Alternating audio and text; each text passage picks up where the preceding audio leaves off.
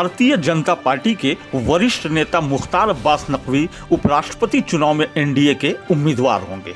यही वजह है कि बुधवार को उन्होंने केंद्रीय मंत्री पद से इस्तीफा दे दिया। हालांकि नकवी की राज्यसभा सदस्यता भी गुरुवार को खत्म हो रही थी, लेकिन इस्तीफे के पीछे असली वजह यही है कि भाजपा उन्हें देश का अगला उपराष्ट्रपति बनाने जा रही है। इसके कयास वैसे तभी से लग रहे थे जब नकवी को भाजपा ने पिछले दिनों हुए राज्यसभा के चुनाव में उम्मीदवार नहीं बनाया था। कारण तभी यह फैसला किया जा चुका था कि नकवी को पार्टी उपराष्ट्रपति चुनाव के लिए बतौर एनडीए उम्मीदवार घोषित करेगी।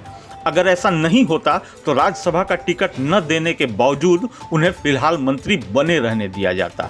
नियम के मुताबिक वह बिना किसी सदन के सदस्य होते हुए भी अगले 6 माह तक मंत्री बने रह सकते थे, लेकिन नकवी ने इस्तीफा दे दिया क्योंकि उपराष्ट्रपति चुनाव के लिए बतौर एनडीए उम्मीदवार उनके नाम की घोषणा जो की जानी है। गौरतलब है कि 6 अगस्त को उपराष्ट्रपति पद के लिए चुनाव होना है और नामांकन इसी जुलाई महीने में होना है। सूत्रों की माने तो भाजपा पहले राष्ट्रपति पद के लिए मुख्तार अब्बास नकवी के नाम पर विचार कर रही थी, लेकिन अंतिम समय में जनजातीय समुदाय और महिलाओं को प्रतिनिधित्व देने की रणनीति के तहत द्रौपदी मुर्मू के नाम पर मुहर लगा दी गई। उसके बाद मुख्तार अब्बास नकवी को एनडीए की तरफ से उपराष्ट्रपति का उम्मीदवार बनाने का निर्णय लिया गया। दरअसल भाजपा शुरू से इन पदों पर उम्मीदवार के रूप में किसी पसमानदा मुस्लिम समाज के व्यक्ति को अवसर देने पर विचार कर रही थी, लेकिन संसदीय अनुभव वाले पसमानदा समुदाय के व्यक्ति के न मिलने पर मुख्तार अब्बास नकवी के नाम पर अंतिम सहमति बनी। हालांकि एनडीए खेमे के पास मुख्तार अब्बास नकवी के अलावा नजमा हेपतुल्ला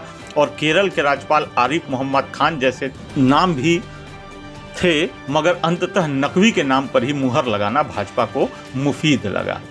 हकीकत यह है कि भाजपा अब अल्पसंख्यक समुदाय को एक नया संदेश देना चाह रही है। तभी हैदराबाद में हुई भाजपा की राष्ट्रीय कार्यकारिणी की बैठक में स्नेह यात्रा निकालकर अल्पसंख्यकों का भरोसा जीतने की बात कही गई।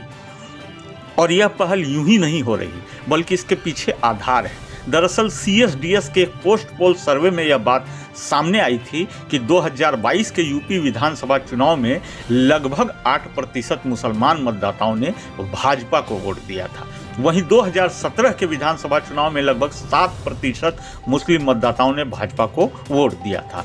फ्यू रिसर्च सेंटर के मुताबिक 2019 के आम चुनाव में भी लगभग 20% मुस्लिम मतदाताओं ने मोदी सरकार की सत्ता में वापसी के लिए वोट किया था। सीएसडीएस के मुताबिक भी 2019 में लगभग 14% मुसलमानों ने भाजपा को अपनी पहली पसंद बनाया था।